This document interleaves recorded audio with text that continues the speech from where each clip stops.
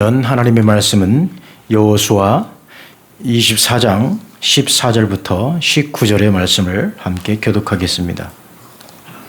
구약성경 538쪽 정도에 있습니다. 여호수아 24장 14절부터 19절 말씀까지 함께 교독하겠습니다.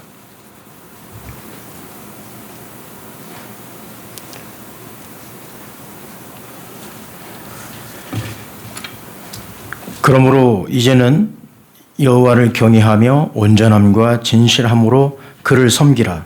너희의 조상들이 강 저쪽과 애굽에서 섬기던 신들을 치워버리고 여호와만 섬기라.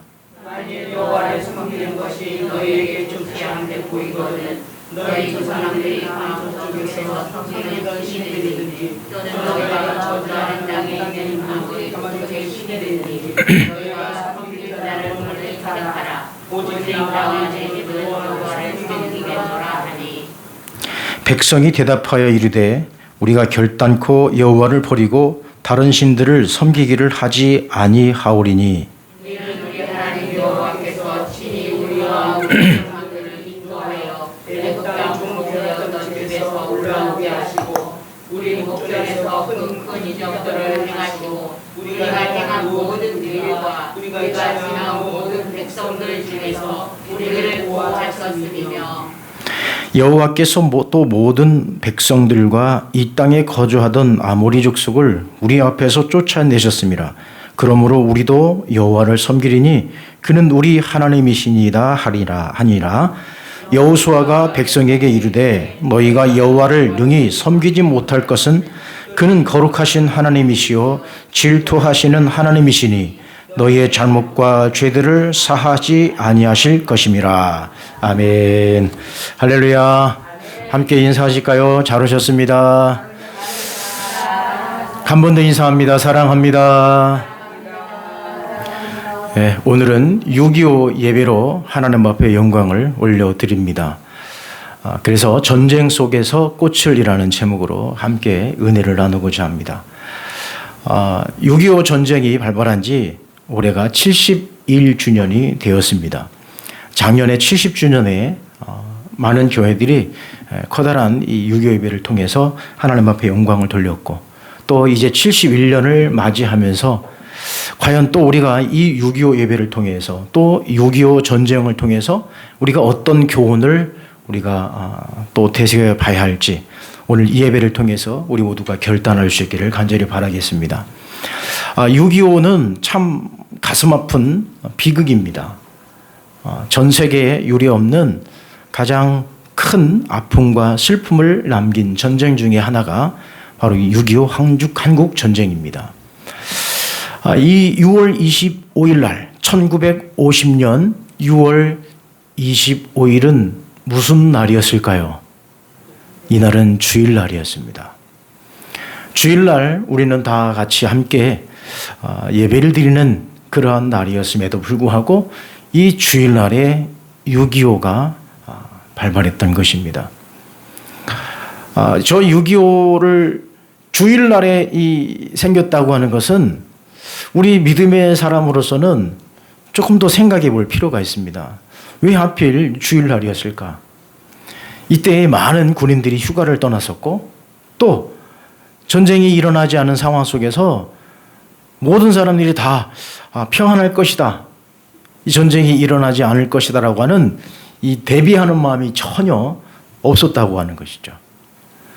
또 이 영적으로 보면 이 주일날 이런 전쟁이 발발했다고 하는 것은 우리 믿음의 사람들에게는 이 하나님의 이 또 다른 섭리를 우리는 이 6.25를 통해서 봐야 될 필요가 있습니다.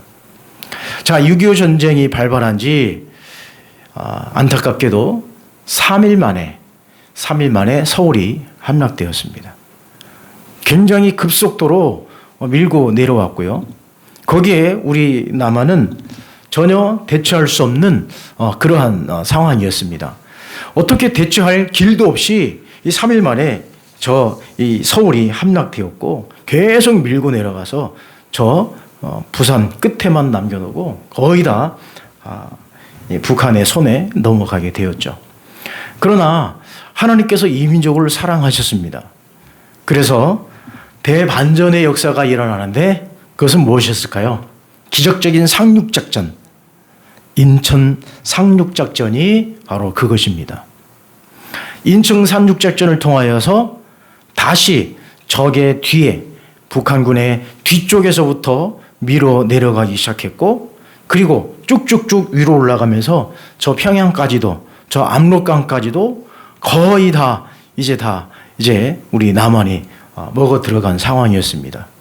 그러나 중공군이 개입하고 또 옛 소련이 개입하면서 이 전쟁은 더 극에 치닫게 되었습니다. 계속해서 밀리고 또 올라가고 이것을 반복하면서 이제는 남과 북이 정전협정을 하게 됩니다. 휴전을 하게 되죠. 그 휴전을 통해서 북과 남이 갈라지면서 이 나라 이민족은 두동강이 난 채로 지금까지 오고 있습니다. 우리는 이 6.25 전쟁을 통해서 얼마나 많은 피해를 얻었을까? 얼마나 많은 사람들이 고통을 지금도 받고 있습니까? 그 피해는 이루 말할 수 없습니다.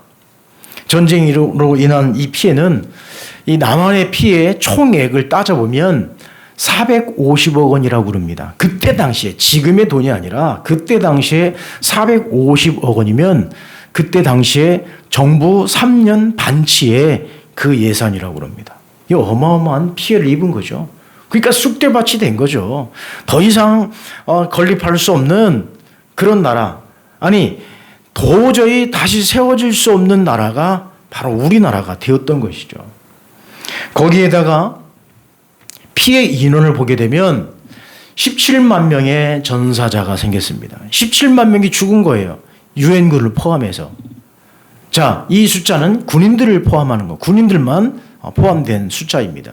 17만 명이 죽었다. 이건 어마어마한 기록이죠. 거기에다가 100만 명의 피해가 있었다고 하는 것이죠. 민간인 포함해서 실종자와 또 포로자를 다 포함하면 100만 명 이상이 이런 피해를 받았다고 하는 것입니다. 참 안타깝죠. 그러면 북한의 만행을 우리가 함께 볼 필요가 있습니다. 북한의 만행의 실태를 보게 되면 서울대병원에서 900명을 한꺼번에 학살한 그런 기록이 있고요. 그 다음에 개동강에서 공무원들을 2,000명을 학살했다고 합니다. 그리고 우리 성직자들을 포함해서 많은 우리 믿음의 사람들, 목회자들, 신부, 수녀들을 포함해서 400명 이상을 학살했다고 합니다. 그리고 수많은 교회가 무너졌고 수많은 교회가 불타 없어졌던 거죠. 이렇게 많은 피해와 정말 우리나라는 더 이상 일어날 수 없을 것 같은 그런 폐허가 된 이 전쟁의 끝.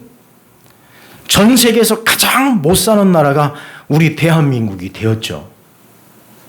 그래서 생긴 것이 고아원이 생기게 되었고요.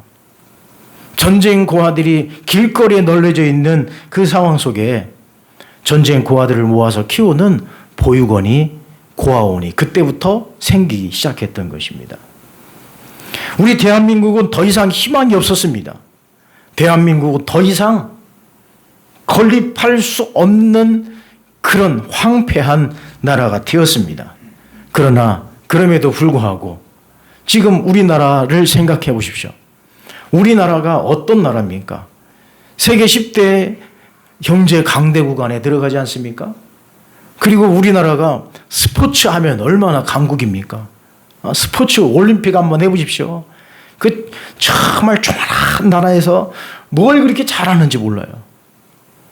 뭐든지 우리나라는 적극적이고 또 우리나라는 정말 사람들 성격이 매운맛이 있어요. 매운맛이. 그러니까 뭘 해도 잘해요. 또 전 세계에서 우리나라 보십시오. 공부 제일 잘하는 학생이 어느 나라 학생일까요? 대한민국 학생이에요. 그것도 대한민국의 남자일까요? 여자일까요? 여자예요. 대단합니다. 여성분들. 아무튼 전 세계에서 지금 우리 대한민국의 위상은 그야말로 쭉쭉쭉 올라가고 있는 이 나라 이민족을 생각해 볼 때 이것은 하나님의 은혜가 아니고서는 도저히 해석할 수 없는 이 발전이라는 것이죠. 물론 새마을 운동이 있었고 그 다음에 수많은 나라를 살리기 위한 프로젝트가 있었지만 그것보다도 제일 중요한 것은 바로 우리 믿음의 사람들이 기도하기 시작했고 교회가 다시 일어나기 시작했고 또 다시 민족들이 한 마음이 한 뜻이 되어서 나라를 재건하겠다고 하는 그런 부지런함이 있었기 때문에 이 나라 이 민족이 이렇게 지금 강대국으로 존재할 수 있었으리라 믿습니다. 그러면 우리는 이 전쟁을 통해서 어떤 교훈을 찾을 수 있을까요? 우리는 이 본문으로 다시 되돌아와 봐서 본문에서 우리에게 주시는 하나님의 말씀 또 이 전쟁을 통해서 이스라엘 백성들이 계속 전투하지 않았습니까? 이스라엘 백성들은 가나안 땅에 들어가기까지 계속해서 그 지파별로 땅을 분배하기까지 이들이 전쟁을 할 수밖에 없었습니다. 그러면 좀 본문으로 들어가 보면 이제 이스라엘 백성들이 여호수아를 중심으로 이제 가나안 땅에 들어가게 됩니다. 가나안 땅에 들어갔을 때에 이 가나안 땅에 들어갔을 때 어떻게 이들이 땅을 분배하냐면 바로 이렇게요. 요단 동편 쪽에는 므낫세와 그리고 갓지파, 루벤 지파가 요단 동편을 차지하고 그 다음에 왼쪽에 들어와서 가나안 땅이 들어와서는 요단 서편에서는 이제 이렇게 분배가 됩니다. 아셀 지파, 납달리 지파, 스불론 지파, 이사갈 지파, 므낫세 반 지파, 에브라임 지파, 그 다음에 단 지파, 베냐민 지파, 유다 지파, 시므온 지파 이렇게 12지파를 요단 동편과 요단 서편으로 이렇게 분배하게 됩니다.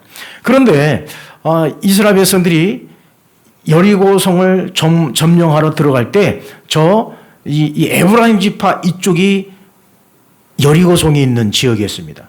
그러니까 이 이스라엘 백성들이 점령하러 들어갈 때에 어디를 들어간 겁니까? 잘 보십시오.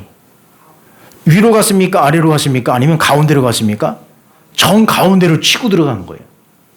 그러니까 이 여리고성을 치러 들어간 이 정 가운데를 치고 들어간 것은 굉장한 의미가 있습니다. 굉장한 전략이에요. 뭐냐면 가운데를 치고 들어가니까 위쪽과 아래쪽이 서로 연합할 수 없는 거예요. 결국 어떻게 되냐면 남쪽이 연합해서 치려고 했을 때 남쪽을 한 방에 승리해서 남쪽을 다 차지하게 되고 또 그 소문을 들은 북쪽에서도 연합군이 그럼 우리가 힘을 합쳐서 이스라엘 치자 해서 또 북쪽에 또 자기들끼리 뭉쳤어요. 그랬더니 하나님께서 한 번에 또 북쪽을 또 연합군을 치게 하시지 않습니까? 그래서 이 이스라엘은 남과 북을 한 방에 가운데를 점령하고 그리고 남쪽, 북쪽을 차례대로 점령하는 이런 대승리를 이끌었던 것이죠. 마치 이것을 보면 우리나라의 이 무슨 작전하고 비슷하죠? 인천 상륙작전하고 비슷해요. 가운데를 인천으로 가운데 허리를 딱 뚫고 들어와서 그냥 남쪽을 먹어버리고 또 북쪽으로 쫙 전진해서 북쪽도 다 먹어버리는 바로 이 이스라엘의 이 가나안 점령 전투와 거의 흡사한 것을 보게 됩니다. 그래서 이 여호수아 전체를 보게 되면 요단 동편과 서편을 이렇게 점령하는데 6장부터 21장까지가 가나안 정령 사건이 벌어집니다. 6장부터 21장까지가 계속 전투예요. 계속 먹고 그 기사가 6장부터 21장까지. 그리고 24장에는 이제 여호수아가 마지막으로 이스라엘 백성들에게 당부하는 말씀입니다. 이스라엘 백성들에게 무엇을 당부했을까요? 이제 여호수아도 이제 곧 이제 물러날 그 시기가 돌아오는 거예요. 점점점. 이제 땅도 다 분배하고 모든 일이 다 끝났어요. 그래서 여호수아가 백성들에게 마지막으로 당부하는 말씀이 24장에 나오는데 그 내용이 무엇이냐? 가장 중요한 내용의 핵심 내용이 무엇이냐? 자, 오늘 본문 말씀 24장 15절 말씀입니다. 함께 읽어보실까요? 시작.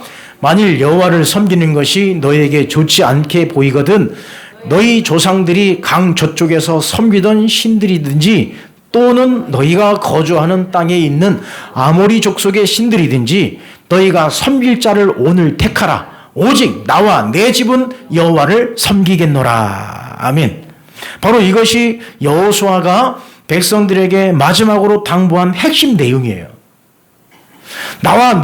우리 집은 여호와를 섬기겠다. 그러나 너희들은 확실하게 선택하라는 거예요. 너희들이 우상을 섬기든 하나님을 섬기든 너희들이 섬길 자를 택하라 이거예요. 그러나 참고해라. 나는 하나님만을 섬기겠다. 그리고 이들에게 부탁하신 이 여호수아의 말씀은 정리해보면 바로 이겁니다. 14절부터 19절까지 그리고 그 뒤에 말씀까지 쭉 읽어보면 바로 세 가지로 집약이 되는 거예요. 첫 번째는 뭐냐? 다른 신을 버리라는 거죠. 다른 신을 버리라는 거예요. 나와 내 집은 여호와를 섬기겠다. 그리고 뭐라고 했습니까? 너희들이 저쪽 신인지 이쪽 신인지 너희들이 택하라. 이것은 무슨 얘기입니까? 너희들이 저쪽 신을 섬겨도 되고 이쪽 신을 섬겨도 돼. 그 차원이 아니라 다른 신 버리라는 얘기입니다. 다른 신을 섬기지 말라는 거예요. 아주 과감하게 이야기하고 있습니다. 다른 신을 섬기지 마라. 다른 신을 버려라. 그리고 두 번째는 뭐냐면 하나님만을 섬기라는 거죠. 당연하죠.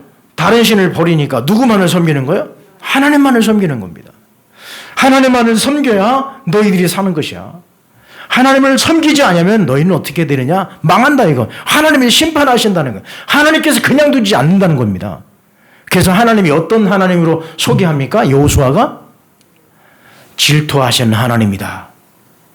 우리 하나님은 너희들이 다른 곳을 바라보고 다른 신을 섬기는 것을 절대 허용하지 아니하시는 질투하시는 하나님이니까 너희들 돌바로 하나님만을 섬겨라. 그렇게 당부하고 있습니다. 자, 여기서 중요한 게 있어요. 이렇게 여호수아가 백성들에게 당부했던 그 시기가 언제입니까? 그 시기는 바로 전쟁 이후예요. 모든 전쟁이 끝나고 모든 전투가 끝나고 다 승리로 이끌고 그리고 그 백성들이 다 각 지파별로 다 땅을 분배한 이후에 당부한 내용이 바로 이 내용입니다. 이스라엘 백성들이 전투할 때는 전투에 올인해야 되니 이런 얘기할 겨를도 없었습니다. 여기 전투 끝나면 또 다른 전투가 기다리고 있었고요. 이 족속을 무리치면 또 다른 족속이 또 쳐들어왔었고요. 이렇게 당부할 전혀 시간이 없었다는 얘기죠. 이제 모든 것이 다 끝나고 정착이 된 이후에 여호수아는 마지막으로 부탁합니다. 다른 신을 버려라. 하나님만을 섬겨라. 그리고 그 하나님은 질투하시는 하나님이다. 전쟁 이후에 이렇게 당부하고 있습니다. 그럼 우리는 이 여호수아 말씀을 통해서 우리 한국 전쟁이 끝난 이후지 않습니까? 지금 우리는 71년이 지난 이후에 또 오늘 이 6.25를 상기해 보면서 지금 6.25 예배를 드리고 있습니다. 그러면 우리는 6.25가 지난 이후에 우리는 또 무엇을 이 교훈을 삼고 믿음으로 나아가야 될까요? 우리 다음 세대 아이들에게 6.25를 이야기하면 6.25가 무슨 날인지 전혀 알아듣지 못합니다. 6.25를 뭐라고 읽는지 아시죠? 6.25로 있습니다. 6.25가 뭐예요? 6.25를 전혀 모르는 거예요. 제가 전에 서울에서 부목사 할 때 그 목사님은 지금 원로 목사님이신데 그분은 고향이 이북분이세요. 6.25 때 피난 내려오셔서 서울에 정착하시면서 목회자가 되셨어요. 그분이 이제 그 목사님께서 항상 명절 때만 되면 고향을 그리워하시는 거예요. 고향을 가고 싶으셔서 너무너무 고향이 그리우신 거예요. 그 목사님 참 재미있는 것은 뭐냐면 새벽기도에 올라오시면서 가장 먼저 하시는 말씀이 뭐냐면 6.25도 모르는 것들, 6.25도 모르는 것들 그러시는 거예요. 6.25 모르는 세대들이 이 대한민국의 미래를 알고 무엇을 알겠냐고 자꾸 말씀하시는 거예요. 지금 가만히 생각해 보니까 그 목사님 말씀이 맞는 거예요. 6.25를 모르는 세대가 무슨 통일을 이야기하고 무엇을 이야기하겠습니까? 지금 우리나라는 6.25에 대해서 자꾸 축소하려고 하는 경향이 있지 않습니까? 남과 북의 대화를 한다는 명목으로 6.25라고 하는 이것을 자꾸 축소하려고 하는 경향이 있어요. 그것이 자극이 된다고 하니까. 여러분 우리는 지금 이런 상황 속에서 하나님의 은혜로 이 나라의 이 민족이 이렇게 여기까지 왔는데 우리가 어떻게 6.25를 잊을 수 있겠습니까?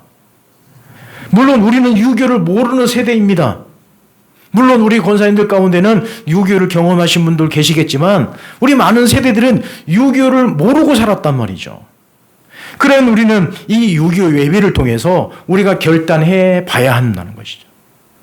또 이 유교가 우리가 어떤 의미가 있는가, 또 어떤 비극과 어떤 아픔이 있었는가를 우리는 분명히 알고 우리가 정말로 정신 차리면서 기도하고 이 나라 이 민족을 위해서 우리 모두가 함께 한 마음으로 나아가야 될 줄 믿습니다.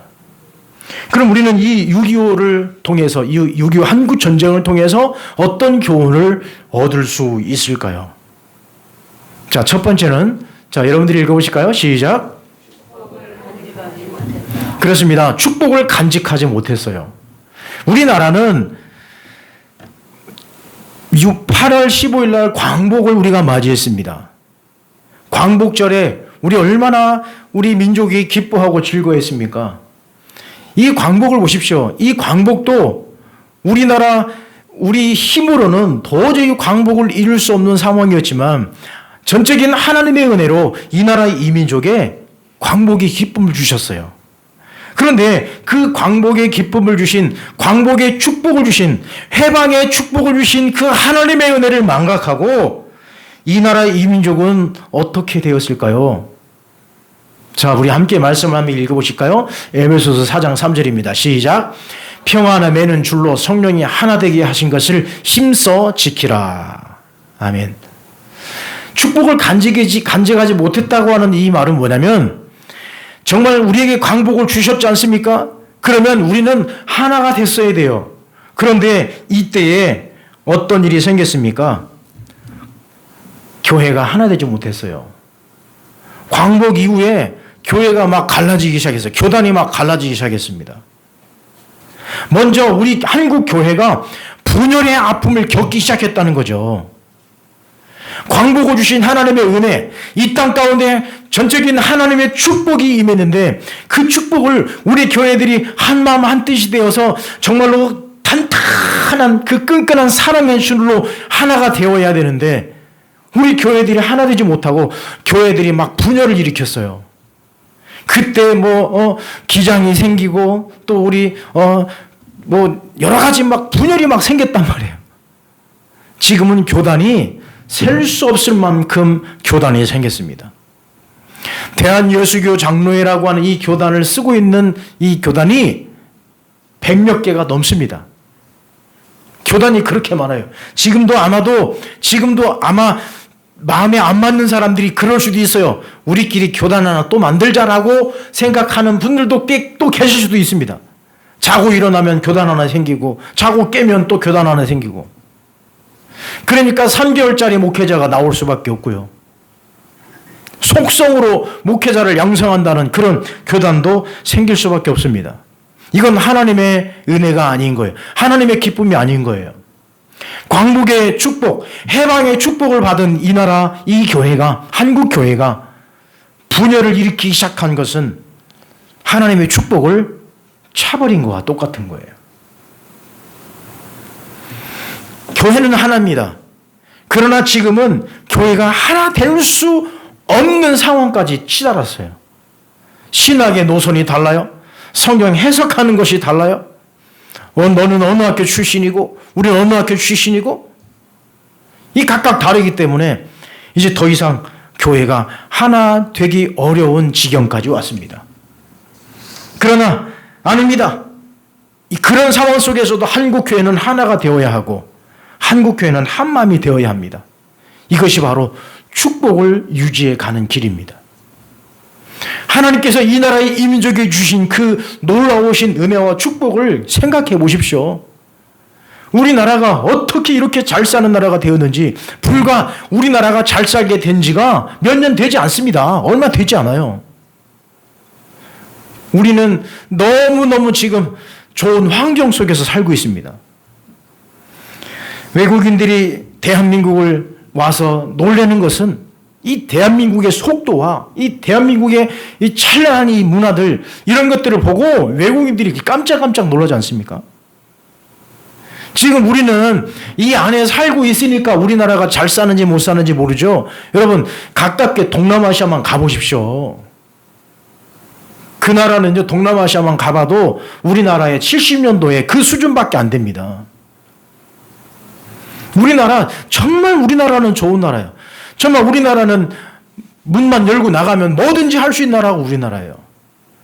새벽이고 언제고 뭐 먹을 거 마트에 가서 아니면 편의점에 가서 어디든지 먹을 수 있고요. 뭐 빨래 집에서 요즘 빨래 집에서 누가 빨래합니까? 빨래 어디서 합니까? 세상에 빨래방에 가서 다 하고요. 요즘에 집에서 반찬 누가 해 먹어요?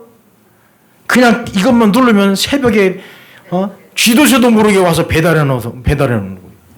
그냥 그거 뚜껑 열어서 먹으면 돼요. 이렇게 우리나라는 속도와 모든 면에서 빠리빠리 진행되는 이 나라 이민족을 보십시오. 아마도 우리나라 사람들이 이렇게 부지런해서 잘 사는 것 같아요. 하나님의 은혜와 부지런함이 더해지니까 우리나라는 너무너무 잘 사는 거예요. 이 동남아시아 사람들 가보면요. 점심시간이 2시간에 2시간. 일 안 해. 5시간 다 끝나요. 다 끝나, 5시면. 그리고 다 그냥 어디 시원한 데 찾아가서 놀아요. 일 안 한다니까요. 그리고 그 나라 이야기 들어보면 뭐 인터넷 하나를 신청을 해도 일주일이 돼도 연락이 없는 거예요. 미국 같은 경우도 그렇다는 거예요. 한번 인터넷 신청해 놓으면 일주일 이상 걸린다는 거. 우리나라 일주일 거리면 어떻게 하죠? 통신사 바꿔요. 다른 회사로 바꿔버립니다. 그리고 본사에 막 연락해가지고 이런 서비스가 어디냐고. 더군다나 SNS에 올려가지고 이런 회사 절대 계약하지 말라고 난리 칠 거예요. 난리 칠 거. 아니 국민청원 올라갈 거예요. 이런 회사 망하게 해달라고 국민청원 올라갈 거예요. 여러분 이 민족이 이렇게 복을 받지 않았습니까? 그러나 6.25 전쟁이 발발한 것은 뭡니까? 한국 교회가 분열되니까, 한국 교회가 하나 되지 못하니까 뭐예요? 나라가 분열되는 거예요. 자, 두 번째로 보실까요? 두 번째로 어떤 문제가 있었을까요? 두 번째 읽어보실까? 시작. 감사하지 못했어요. 광복 이후에 감사해야 될 우리 한국 교회가, 우리 믿음의 사람들이 감사하지 못했어요.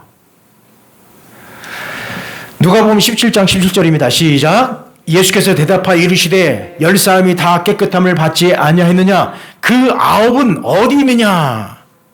10사람이 다 치용을 받았음에도 불구하고 한 사람만 와서 감사합니다 라고 했습니다. 그때 예수님이 뭐라고 하십니까? 9은 어디 있느냐? 우리가 만 가지 은혜를 받았습니다. 우리는 만 가지 축복을 받았어요. 그러나 감사하지 못하니까 교회가 분열되고 그 다음에 이념 갈등이 생기기 시작한 거예요. 이념 갈등이. 그래서 이념 갈등이 생기면서 저 공산주의와 이 민주주의가 서로 대립이 되면서 남과 북이 갈라지고 전쟁이 벌어진 거 아닌가요? 이게 감사하지 않으니까 이념의 갈등이 생기는 거예요. 여러분 제일 무서운 게 뭡니까? 이 이념 갈등이에요. 지금 우리나라도 제일 지금 이 갈등의 요소가 무엇입니까? 생각이 다른 거예요. 생각이 다른 거예요. 하나의 이 사건을 바라보더라도 이것을 해석하는 관점이 다르니까 뭐 보수네, 개혁이네, 진보네 자꾸 이게 갈라지는 겁니다. 결국 보수와 진보는 뭐냐? 결국 목적은 같은 거예요. 잘 사는 나라 만들자는 거 아니겠습니까? 우리 이걸 빨리빨리 이걸 없애야 되는데 우리는 감사하지 않으면 이념 갈등을 겪을 수밖에 없다는 얘기죠. 이념 갈등이 생기면서 우리나라는 정말 쉴 수 없는 이 사상의 이 분열로 인하여서 북쪽으로 남쪽으로 갈라지는 거예요. 이스라엘도 갈라지는 거 보십시오. 이스라엘도 어쩜 그렇게 남과 북으로 갈라졌는지. 남과 북으로 갈라진 이스라엘을 보십시오.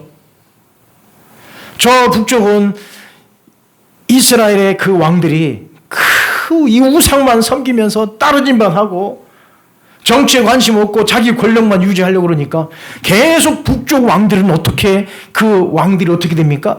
죽임을 당하고 또 왕으로 올라오면 또 다른 사람 와서 죽여서 자기가 왕이 되고 피해 역사가 북쪽에 왕조라고 한다면 이 남쪽은 그래도 하나님의 백성으로서 유다 족속 다윗 혈통으로 계속 이어가는 남왕조의 왕국을 보지 않습니까? 이게 남과 북이 갈라지니까요. 이 나라가 약해지는 거예요. 이렇게 감사하지 않으니까 이 이념의 갈등으로 인하여서 남과 북으로 갈라졌다는 거죠. 그러면서 6.25가 전쟁이 발발할 수밖에 없었던 것입니다. 그리고 세 번째는 또 무엇일까요? 우리가 이 말씀을 통해서 우리에게 주시는 마지막 교훈은 바로 이것입니다. 이거 여러분들 읽어보실까요? 시작. 그렇습니다. 하나님의 주권을 인정하는 것입니다. 하나님이 왕이십니다. 하나님이 주인이십니다. 하나님이 통치하십니다. 여호수아서 24장 15절입니다. 시작. 너희가 섬길 자를 오늘 택하라. 오직 나와 내 집은 여호와를 섬기겠노라. 섬길 자를 오늘 택하라. 이것은 무엇입니까? 하나님이 주인이시라는 거예요. 하나님이 왕이시라는 것입니다. 하나님이 통치하는 나라시라는 거예요. 그렇습니다. 이 나라 이 민족의 주인은 누구십니까? 하나님이십니다. 우리를 다스리시고 우리를 인도하시고 우리에게 복을 주시며 우리를 인도해 주시는 그분은 여호와 하나님이신 줄 믿습니다. 우리는 이 믿음을 절대 떠나서는 안 됩니다. 우리 삶의 주인이 예수 그리스도, 그분이 우리의 주인이심을 믿고 우리는 이것을 인정하고 나가는 것입니다. 이것이 바로 복을 받는 비결입니다. 그러나 6.25 전쟁을 보십시오. 6.25 전쟁을 통해서 누가 왕이었습니까? 미국이 왕이었습니까? 아니면 중국이 왕이었습니까? 아닙니다. 오로지 이 나라 이 민족의 주인과 왕은 누구시냐? 하나님이신 줄 믿습니다. 우리에게 복을 주시고 우리를 통치하시며 우리를 다스리시는 분이 여호와 하나님 한 분이신 줄 믿습니다. 바로 오늘 이 6.25 예배를 통해서 우리는 이렇게 고백할 수 있어야 됩니다. 꽃을 이 땅에 피워주시는 하나님. 전쟁 속에서도 완전히 폐허되고 완전히 무너지고 완전히 쓰러진 이 나라의 이 민족을 하나님이 그 가운데 꽃을 심어주신 거예요. 그것이 무엇일까요? 그것이 바로 복음의 꽃이었습니다. 말씀의 꽃이었습니다. 다시 믿음의 사람들이 일어나기 시작했고 믿음의 사람들이 다시 기도하기 시작했고 믿음의 사람들이 다시 교회를 세우기 시작했고 쓰러지고 불타 없어진 교회들을 다시 동네마다 마을마다 세워서 곳곳에 모여서 기도하는 사람들이 생기기 시작했습니다. 과거를 통회하고 자복하며 회개했던 믿음의 사람들이 산꼭대기에 올라가 한 달씩 금식하며 기도했던 믿음의 사람들이 있었습니다. 태극기를 가슴에 품고 기도하는 기도의 사람들이 있었기에 그 전쟁 속에서도 이제는 이 민족이 꽃을 피우기 시작한 것입니다. 이제 여러분들을 통하여서 이 나라의 이 민족의 꽃이 피어나기를 간절히 축원합니다. 여러분을 통하여서 이 민족이 다시 아름다운 신앙의 꽃인 또 복음의 꽃을 피울 수 있는 우리나라 될 수 있기를 간절히 축원합니다. 그래서 오늘 이 말씀으로 우리가 다시 한번 힘과 위로를 받을 수 있기를 간절히 바랍니다. 이사야 58장 11절 말씀, 이사야 선지자를 통하여서 이스라엘이 회복될 때에 이런 축복이 있을 것이라고 하는 예언의 말씀이 우리의 말씀이 될 수 있기를 간절히 바랍니다. 함께 읽어보시고 마치겠습니다. 시작. 여호와가 너를 항상 인도하여 메마른 곳에서도 내 영혼을 만족하게 하며 내 뼈를 견고하게 하리니 너는 물된 동산 같겠고 물이 끊이지 아니하는 샘 같을 것이라. 아멘. 이 아름다운 꽃을 우리가 피워 나갑시다. 기도하겠습니다. 거룩하신 하나님 감사합니다. 오늘 이 6.25 예배를 통하여서 우리가 이 민족을 생각할 때 더 이상 세워나갈 수 없는 이 나라 이 민족에서도 불구하고 하나님께서 복 주셔서 이렇게 아름다운 나라를 세우게 해주심을 감사합니다. 이제는 축복을 간직하게 하시고 감사하게 하시며 하나님의 주권을 인정하며 하나님만이 이 민족을 이끌어 주시고 복 주시는 주님이신 줄을 우리가 믿고 인정할 수 있도록 인도해 주옵소서. 예수님의 이름으로 기도합니다. 아멘.